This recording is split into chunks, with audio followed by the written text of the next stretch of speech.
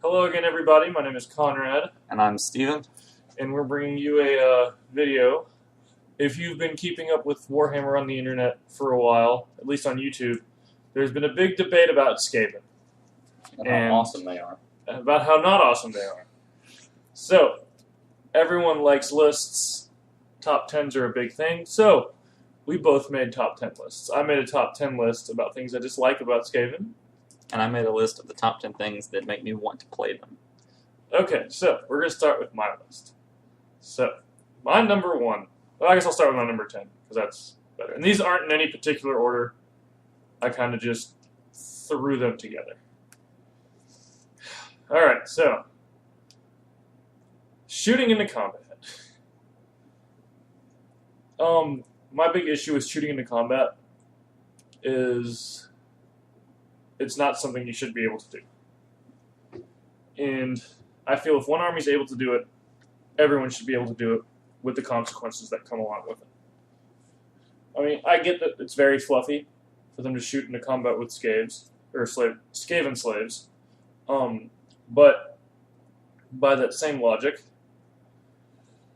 you should be able to shoot into combat with peasants. You should be able to shoot into combat with goblins, with noblars, anything like that. Any sort of low-ranking loser unit.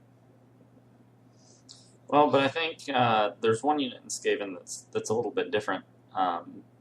Because anybody can shoot into combat with Skaven slaves, but Poison Wind Globadiers actually have a special rule that lets them shoot into combat with things that aren't Skaven slaves. It's called Life is Cheap, and they don't really care about other people, which is one of the reasons I like them as a unit, is because they kind of have this added sense of like malevolence towards other Skaven models to them.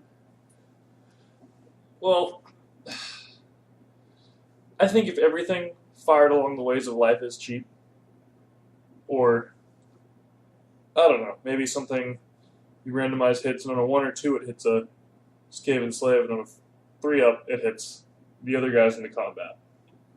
Well, and I think that's another issue with the shooting into combat thing, is they've tried really hard to balance it both ways, and it just doesn't. There's not a good way to balance it. For a while, template weapons worked on if a template weapon hit the combat unit, counted up the number of models, and then randomized it, and that led to people just dumping templates, large blast templates on top of Skaven slaves when they're in combat with like knights or monsters or something, and you getting 20 to 30 hits, on the monster and the equal number on Skaven slaves, which obviously isn't quite fair. Yeah. They need to figure something out about that, because I don't like just random disregard. Well, I guess that's not fair, because random disregard is something that a lot of Skaven, or that's what Skaven society thinks about it, Skaven slaves. I think there needs to be more of a mechanical balance in that case. Or they just need to open the option up to everybody. Sounds fine to me. Alright, so, next thing that I don't like, Skaven magic. All 13 spells. Well, I'm not going to say all 13. There's a few on my no-no list. Have you even seen me use all 13 of the spells? No, the big ones I've seen used are, so, honestly, number 1 on my list of spells I hate is Wither. I hate Wither. Because it's a remains in play spell that you can't get rid of. And it can be cast multiple times on the same unit. Can even kill the unit. Yeah. Which is a little ridiculous. But I think that's another case of, unlike 40k where they had a pretty universal update on psychic powers to all the different armies, they haven't.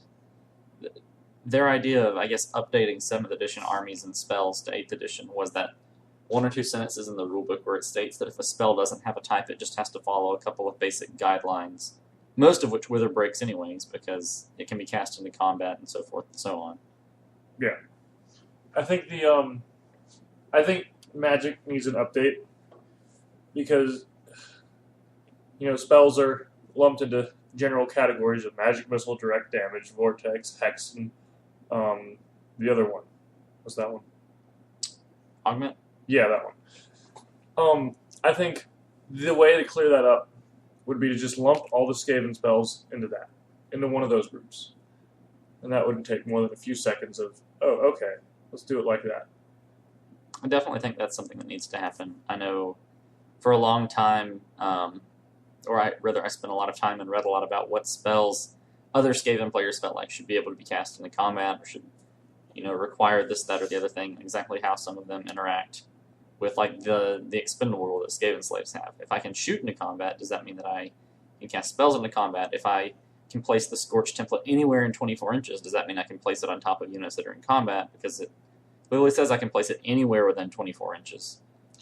I think they need some more clarification on that to be, bring them more into 8th edition, because it's been too long. I agree. All right, so next up, let's skip that one. I'm going to go straight to the Doom Rocket. 30 points for the Doom Rocket. It's 15 points for the engineer that carries it. Yeah, for 45 points, you get a 1-to-use Large Blast Strength 5 template that is basically auto-hitting. Let's not fool ourselves about its randomness. Yeah. The auto-hitting thing, I'm fine with. The fact, I would be fine with it being 30 points if it weren't, Large Blast Strength 5. Do you think it would be better if maybe it had a range, say 24 inches, and then it scattered 2d6 inches like a lot of the big spells do? Yeah, I'd be okay with that. I also would be okay if... I think that would be one step in the right direction, but I really think the big way to make me not hate the Doom Rocket is... it doesn't need to be a Large Blast template. You know what your problem is? What? Your Halberdiers cost more than 2 points apiece. That is my problem.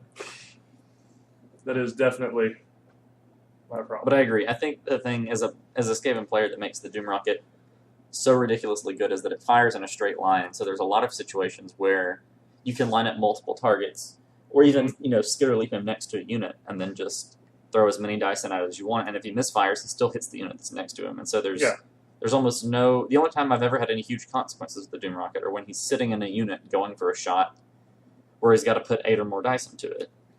Yeah. I mean, there is a little bit of randomness with quotation marks in there, but people who know what they're doing aren't going to run into that. If you throw the right number of dice into it, you're going to get the distance you want, you're going to hit what you want, and you're going to kill a lot of things for not that much, risk to it, I guess. I would love to see items like the Doom Rocket stick around. I think there's a lot of items in the Skaven book that are very unique and definitely add to its flavor, but I agree that, even in the games where the Doom Rocket's misfired, it hasn't even killed 30 points of my things.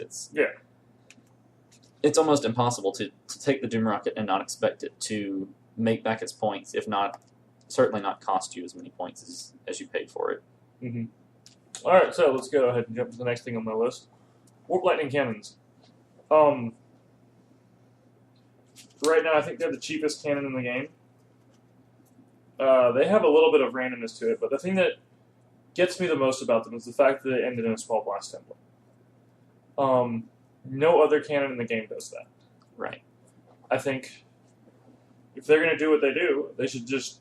I would be completely fine with them staying 90 points, just doing everything they did. I would be even happy with them ignoring armor like they do. They just didn't end in the small blast template.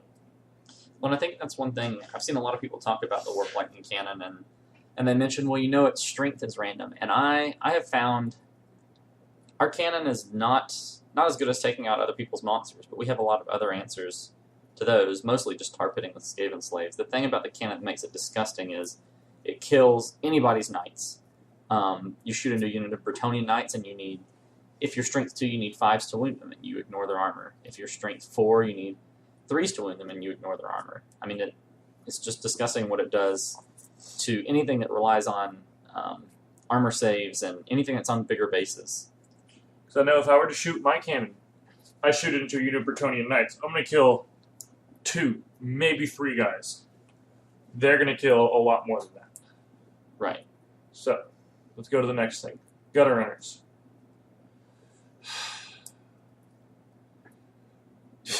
Drop them on the board and you take out a war machine. If you go first. Because they run up, bang, bang, bang, your war machine's dead.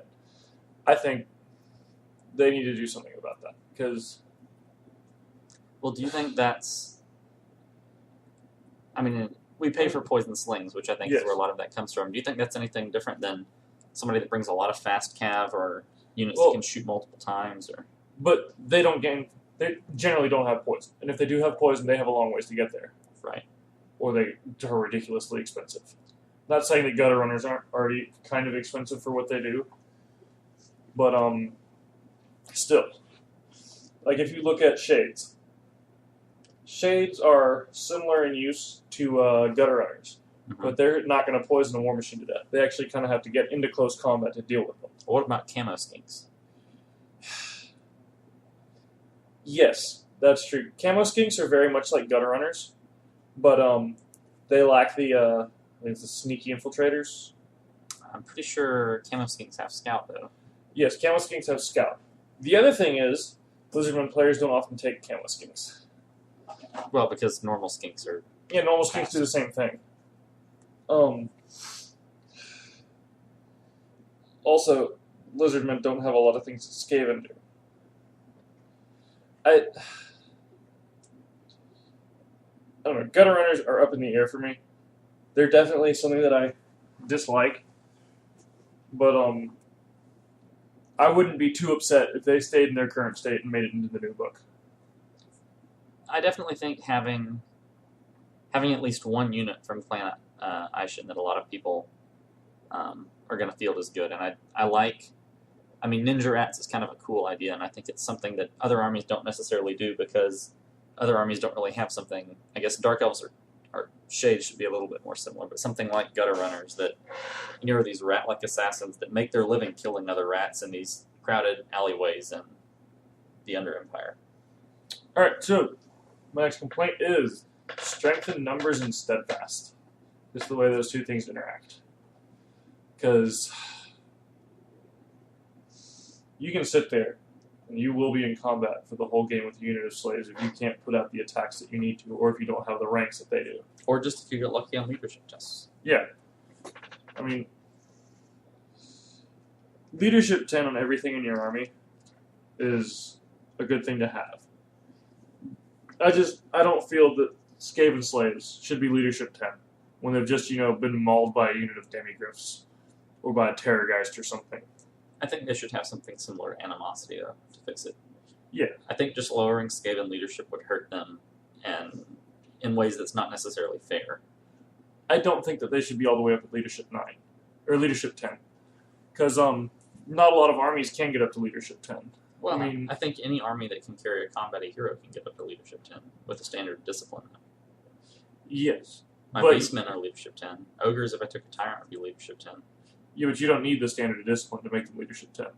That's true. I mean, leadership 10 is like we're probably not going to take a step back and run from you, which I don't think Skaven are that way. I mean, they're not going to sit there and be like, all right, we'll stand here in the face of danger and we'll take the losses that we need to, as long as we win. The only thing I think that kind of proves counter to that is another special rule that not many Skaven players use that I think is really cool, and one of the things that drove me to love them is the Verminous Valor rule.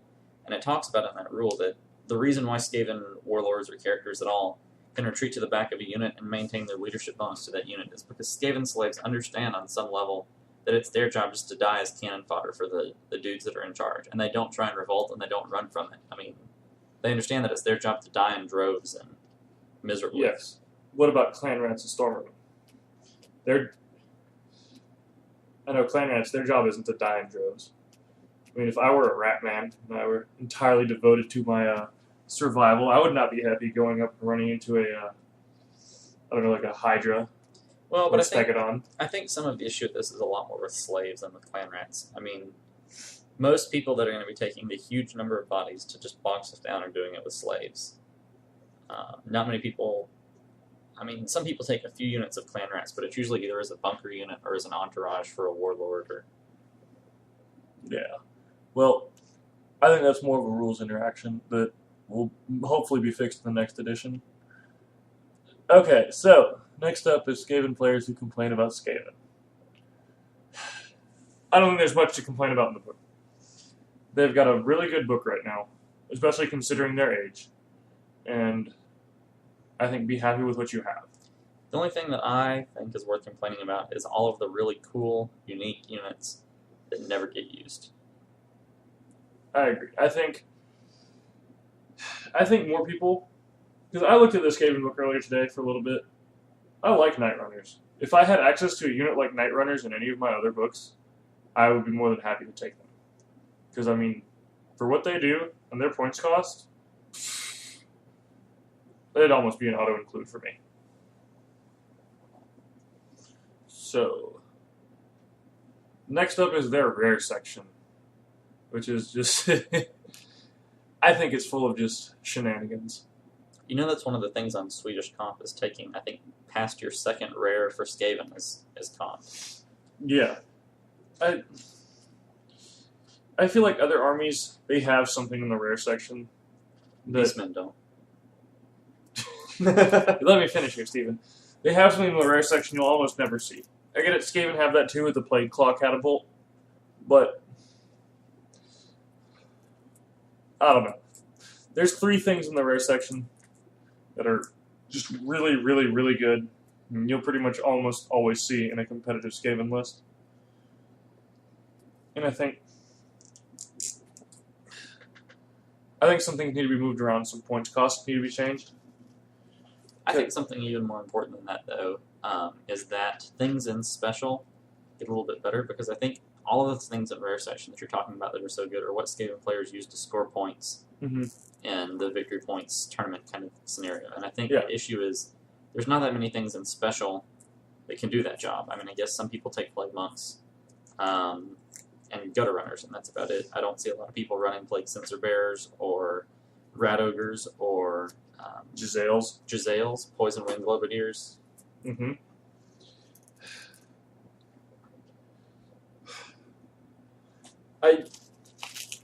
I think some things in the book do need to get better and need to be moved to rare.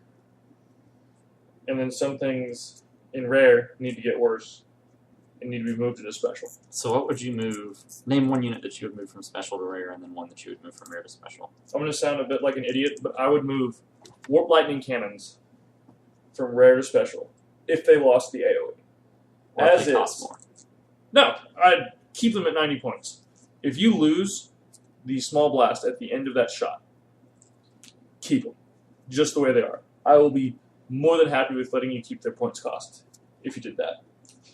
Now, units that could be moved to rare.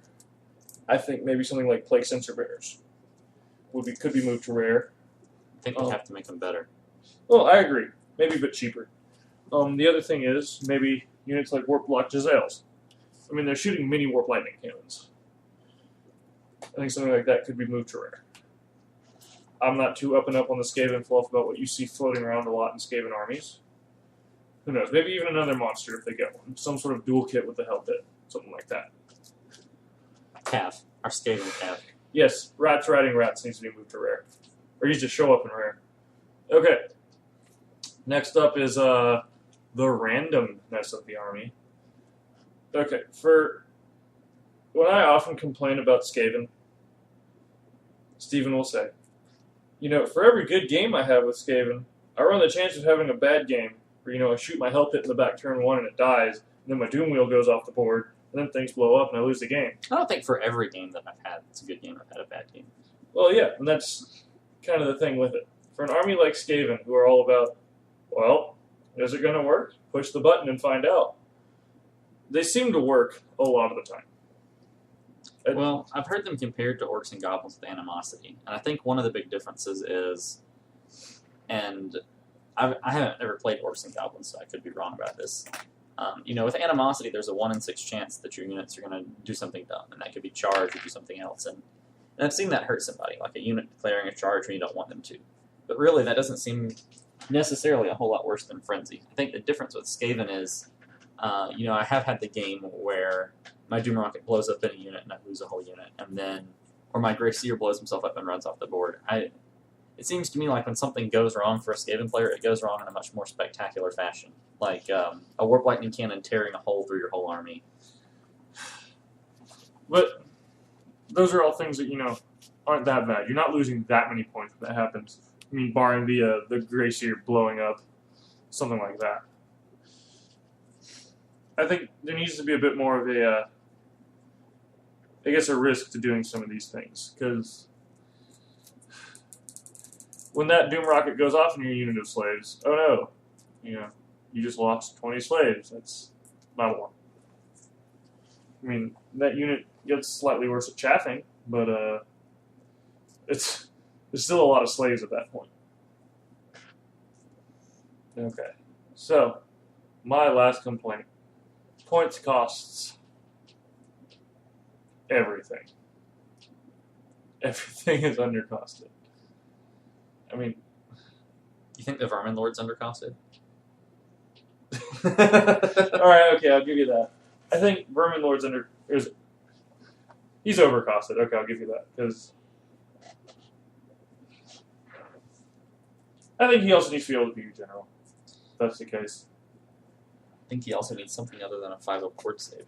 Well, let's not get crazy. Maybe War here. But yeah. I agree. I mean, especially after talking to you about points cost comparison to some other units. Because we've compared Storm Vermin to Halberdiers, we've compared Night Runners to Free Company. I mean, the list goes on and on of what we compare to things, but well, yeah. And I think there's some things worth considering sometimes. Like I know a lot of people have been talking about zombies versus slaves and why slaves have higher stats and are cheaper than zombies, but zombies cost more. And I think at least a little bit of that is because I can't bring my slaves back from the dead. I know I don't also lose as many slaves as you lose zombies, but I think occasionally it's worth considering what army models are in before you just compare points. Yeah. But there are some definite no-brainers when it comes to points comparisons. Oh, definitely. And I think the first place they should look for fixing the Skaven, or I guess reworking the Skaven book, would be points cost. And the next should be their magic. And I guess magic items too. But once they do that, I think Skaven would become a very balanced 8th edition book that everyone will love to play against. Especially if they retain the quote-unquote randomness that they have now. Or they get even quote-unquote randomer. Okay, so that was my 10 things I hate. Let's go to, or I guess not hate, dislike. Let's go to the 10 things that you love about Skaven. Okay, so I'd like to say, and I'd like to think this is the case for a lot of Skaven players, I completely picked this army based on their looks and what I was told about them. I wasn't told that they were good because I picked them back up in the middle of 7th and just never played them a lot until 8th edition came out, due to being busy with other things and just trying to get enough models. So I'm going to start with a lot of the things close to the bottom of my list are maybe things that aren't quite as compelling as things up close to the top. So one of the things that I really like is I feel like, especially our online forum and stuff, a lot of the other Skaven players that I've been in any kind of contact with are pretty neat. They do a lot of conversions. We paint a lot of models. I haven't met, not to say that I've met a whole lot of wargamers that are mean anyways, but I feel like most of the Skaven players I've met don't really fit the Skaven stereotype of somebody that shows up with this mean list that they only play to win and they run, stupid numbers of slaves and this, that, and the other. I mean, I don't think we play dumb lists and try to lose either, but I just don't feel like I've ever met the Skaven player that everybody talks about. And maybe I'm that guy and I just don't know. You're not. I think most Skaven players are very nice people. Because I'm not going to say all of them. I'm probably not even going to say a lot of them. Most of the ones I've interacted with play because they like the army. Which, I guess that's a good reason to play an army. So if you're only playing to win. Well, and I will say, maybe it's just because we have a pretty small community right now for fantasy, and I don't try and propagate this reputation. I don't think, but sometimes it feels nice to people talk about you as the Skaven player being the reason that they don't want to run this thing, or that they don't want to do this, or that they play this army, or they bring this in their list. And I think sometimes it's interesting, and sometimes it feels good to be sort of not necessarily the bad guy, but like the the reason somebody brings something, that you're something to be considered when they're making a list or when they're trying to play, or that they appreciate people that aren't playing lists that aren't Skaven. And Steve, if you like people that bring things just because you're playing Skaven, I will bring the helm of the Skaven Slayer for you. Okay, that makes me feel great. All right, I'll pay 10 points more for +1 to my armor save than I should. So the next thing on my list is just models in general. The only two models that I guess I can say I don't like. I don't like the old rat ogres, which isn't really an issue because the Island of Blood ones look fantastic.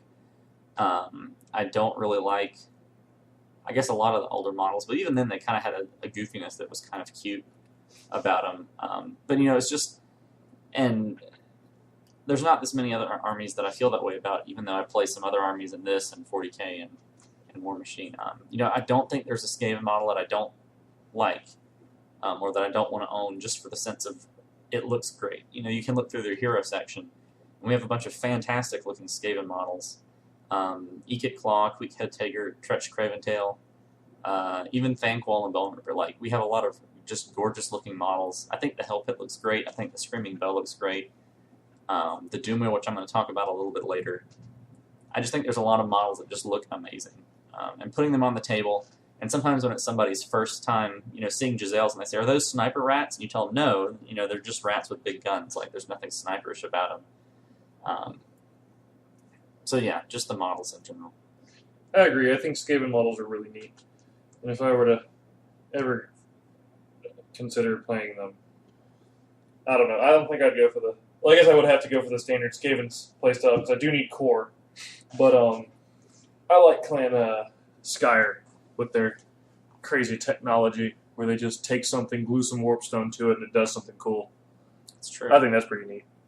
So the next thing on my list is kind of the feeling of being in control, and I think this is the converse of the whole steadfast strength in numbers thing. And I get that it's dumb. After playing Beastmen and Ogres and a couple of others armies where you don't have quite as many units that are expendable, and your leadership's, I guess, not quite as reliable all the time. But just kind of the feeling of, you have a bunch of Skaven slaves and you feel safe so long as your Grey Seeker's behind them all and nobody's trying to death magic snipe them or shoot them with hell cannons, and kind of this feeling of just sending in the droves to die and realizing I'm not going to win this combat, you're going to kill my Skaven slaves, but that's okay. It's kind of, just that play style is sort of fun. It's different than with Beastmen or Ogres, where sometimes you say, all right, I have to break this unit on the charge, or he's probably going to charge me in the flank and I have to do this, or, if I do this, my unit's going to get surrounded, or he could flee and then, I'm stuck out in the middle of nowhere. And I think just that almost, and this is why they're, I think, a little bit too strong right now, that low-risk, high-reward play style that they have is kind of addicting. So I know that a similar army to play would be Vampire Counts with their, sending in the droves to die play style, where you just throw in, zombies and skeletons and just throw them at something and they'll sit there and they'll tie them up for a long time. And, well, oh no, I lost 20 zombies. I'll just grow back, 15 next turn. And slowly but surely you'll whittle them down to a point where they might all die. And I get that sense of in control. It's definitely a good thing to have in Warhammer Fantasy. With lots of dice rolls and lots of things going on. But,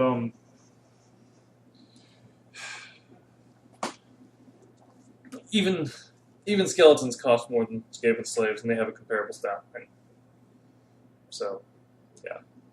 Okay, so the next thing I like is seeing that many models on the table, which, again, I realize that Skaven slaves are undercosted, but I can't tell you the number of times somebody's commented that that's a lot of rats, or that's a lot of models, or that's a lot of painted models, and, I kind of like playing the Horde army, where you have just silly numbers of troops marching around, and that's sort of what got me into fantasy. A lot of people that play 40k say, I don't know that I'd like a game that has that many models, and for me it just wouldn't be a fun game if there weren't hundreds of models fighting hundreds of models. Something about that medieval style of combat where you can just imagine, walls of bodies colliding in the middle of the board and there just being carnage everywhere is what really makes me like this game.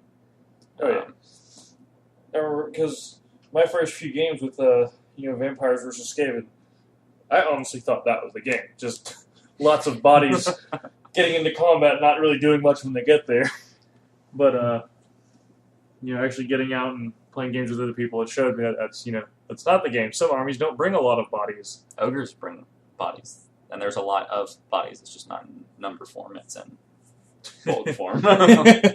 Definitely. So the next thing is the characters. I kind of feel like when I was getting into the game, I was tied between Vampire Counts and Skaven. And I I like the idea of playing vampire counts because my friend was telling me about how you have this one vampire that kind of runs the show and it's about him, and he said Skaven are sort of similar. You've got a lot of bodies for some characters that do things, but their characters aren't quite as strong, and they field a few more bodies and have a few other things. And I ended up going with Skaven because I wanted to do something other than just play Hero Hammer with other bodies on the board because the book says I have to. But I do like I like the idea of a Grey Seer who's kind of this sneaky wizard that's trying to hide in the back because he's really kind of scared for his life the whole time and high on warp dust and probably seeing things and on acid trips and whatever else. And I like these warlords that are sort of cruel and cunning and have these, like I'll talk about in a little bit, troops with them that are willing to die for them. And a lot of the characters, special characters too, are really neat, and I think a lot of the stuff in Warhammer Fantasy is this way, but reading the Thanquol books where it talks about sort of the silly situations he gets into and encountering Deathmaster Snick, who just cuts down a whole slew of rat ogres before they can even blink an eye. Queek Headtaker is this sort of like crazy Paramount Spartanish warrior in the Skaven army whose warlord hires assassins to keep him busy so he doesn't have time to plot to overthrow him.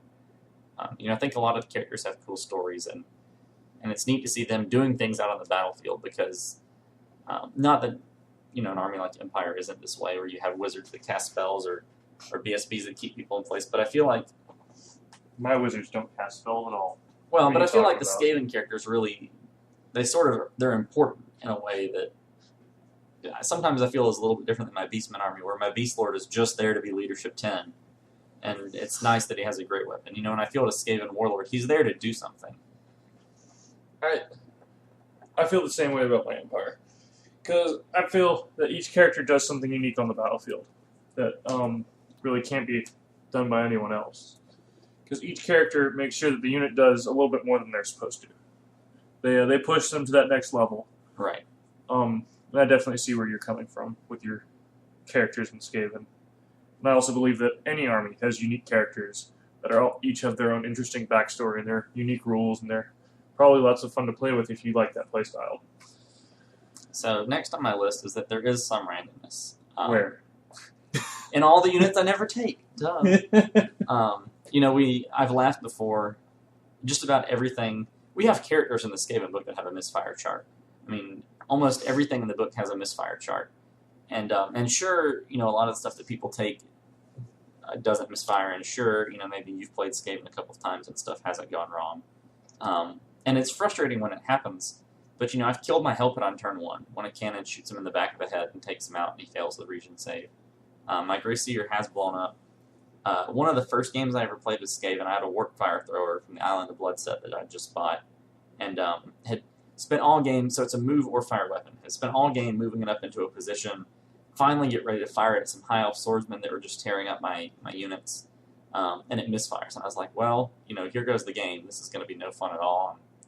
But the misfire result he rolled is the one where the crew ignites themselves, runs in a random direction, and then blow up in a large blast template. And they ran into the swordsman they were trying to shoot in the first place and took out the whole unit. And, I think Warhammer in general kind of promotes that kind of game, but certainly some of the random things that can happen in Skaven where, like just the other day I was playing with the Doom Wheel, and it tried to shoot and misfired and rammed one of my own units, and then when my opponent shot at it, it went out of control again and ran in another random direction, and it misfired again and put wounds on it, and the fact that the Doom Wheel didn't do anything but bounce around and act crazy all game.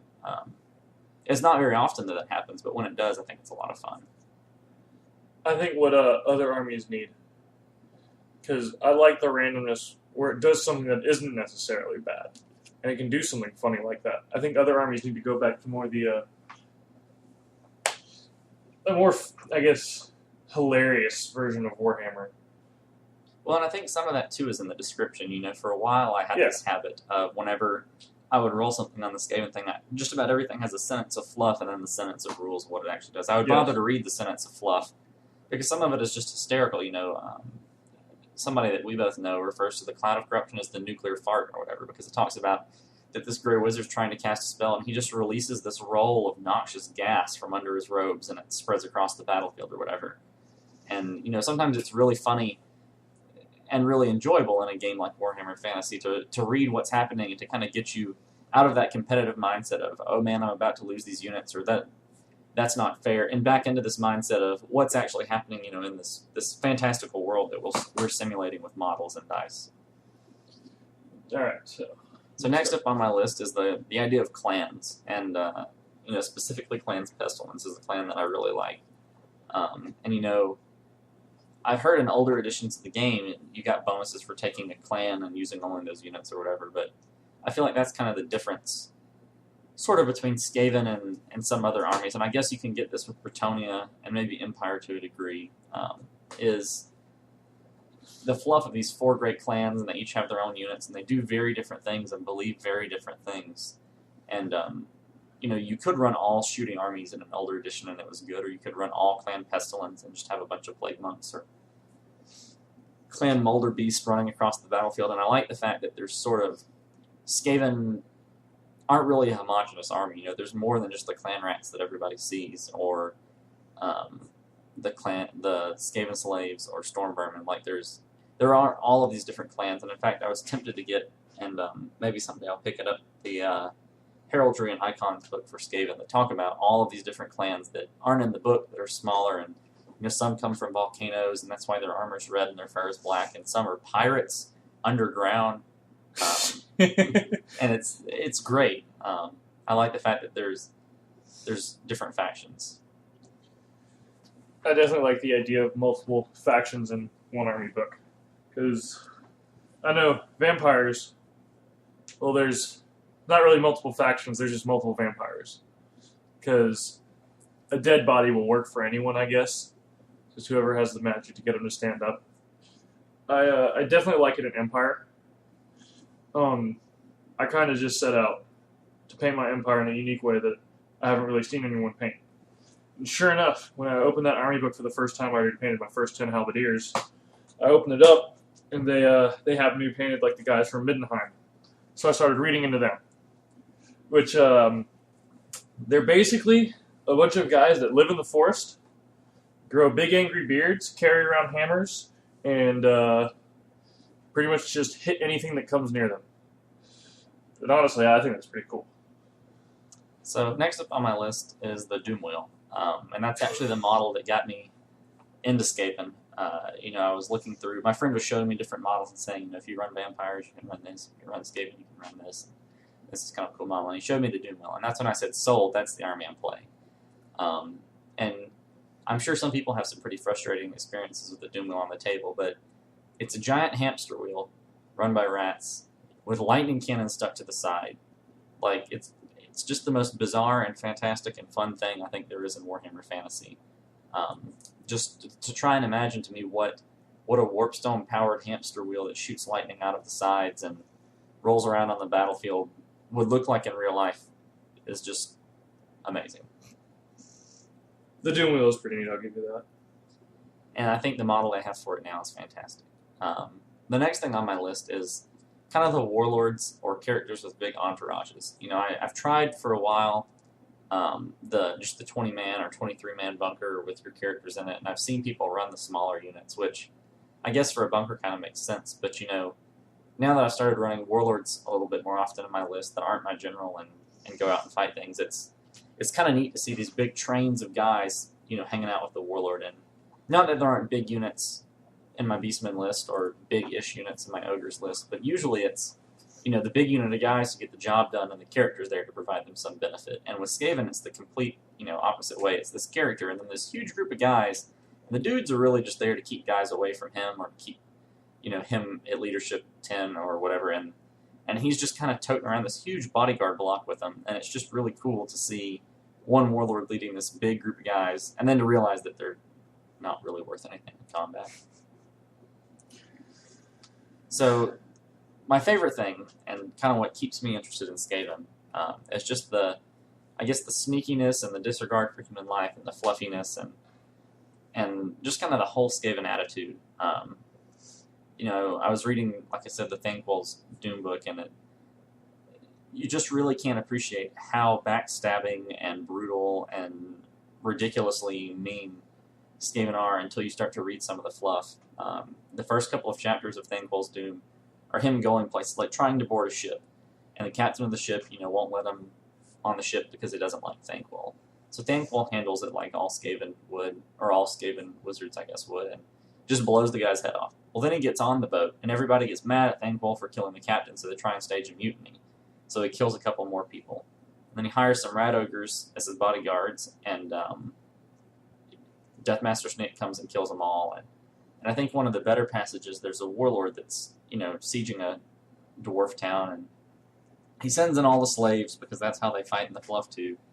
And then he's built this scaffolding down the tunnel for the Jezzails that he's paid for, hired, bought their gear to shoot at the dwarves to stand on. And they all get up on the scaffolding and fire some shots, and it doesn't pierce the dwarf armor. And so he gets mad and kicks down the scaffolding and kills all these Jezzails that he's paid for and rented.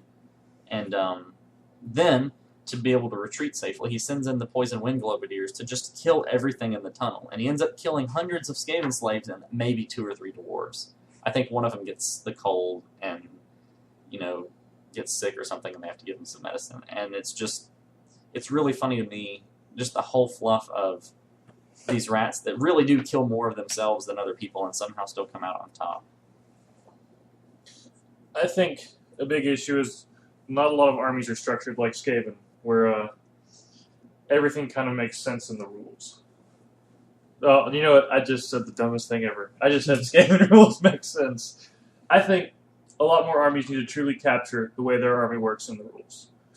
Because I'm going to go back to shooting in the melee thing. I think that, okay, personally, to truly capture the fluff, I don't think a Dark Elf wouldn't shoot in a melee if another Dark Elf was fighting somebody. Because, at that point, it's just a sign of weakness that you got hit by the arrow.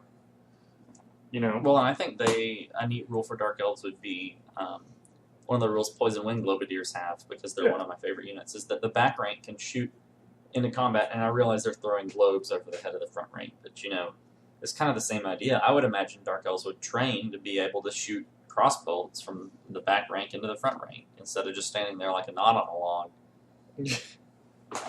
What's going on? People are fighting me. I can't shoot my crossbow. I definitely think that there needs to be a bit more fluffy stuff going on in the rule books, and less rolling on charts. Well, and I think too, and maybe I'm guilty of running, only the stuff that's good in the Skaven book instead of always the stuff that I like. But I think too, people should play stuff that plays kind of funny sometimes. Like, I want to run a bunch of Noblars in my Ogres list because I think it's fun to have the little Noblars scurrying around and getting in the way and doing stuff, and not just a whole bunch of Saber Tusken and the Gut Star. I agree. I think people need to, not run super competitive lists, because that's why I bring my Knights, because, they're not the best thing to get the job done, but I just love the way that they work. A bunch of guys in shiny metal armor riding around with their lances killing everything, and then dying hilariously somewhere is just, I think it's too good of a thing to pass up. Well, that's all I know to talk about. I think we've gone over the 10 things you hate, the 10 things I love. Alright, thank you guys for watching our 44-minute video, I guess. Hopefully we won't post a video this long ever again. Unless it's something extra, extra special. Alright, thank you guys for watching.